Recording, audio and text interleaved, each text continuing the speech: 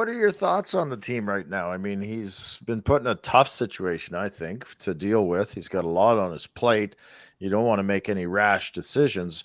What's your thoughts on the team as a whole? And do you think any ideas as to what you think he's going to do or go about it?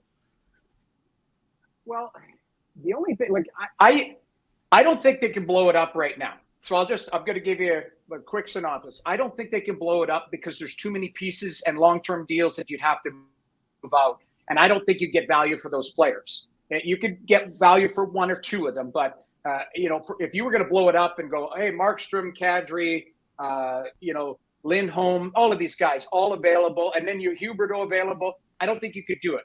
So I'll say this. This is maybe a poor prediction because I'm not great with predictions, but I think the Flames are going to have a good season just based on how bad it was last year. Every one of their players that you expected good things out of didn't have a good season.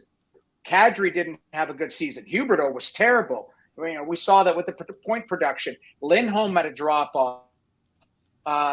Rasmus Anderson gets hit by a car. Markstrom was not like, I mean, honest to God, you just had, like, you couldn't pull one guy off that roster and go, and that guy's, been brilliant every night. So if you look at it, you have a long summer of working out, getting your head right.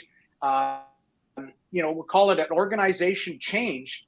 I think just through osmosis, that group's going to be better. Now, I don't know what that means, because are they going to be able to play with the guys up the road?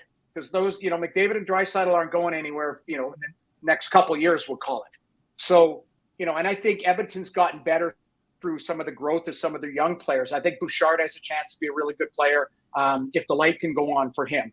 Offensively, it can. Defensively, I don't know if Rhett, you would be able to speak to it more, but, he's lost a little bit. But at the end of the day, I look at Calgary's team, and I think they'll be a better team just through, hey, what if Huberdeau comes back to a 90-point pace? What if Lindholm's a 35-goal scorer? And, again, they've got to deal with contracts. So you've got to deal with Hanifin. You've got to deal with Lindholm. You've got to deal with Backlund. So, yeah. I think they're going to be they're going to be a better team, but I don't know what that means and how it translates against your competition around you.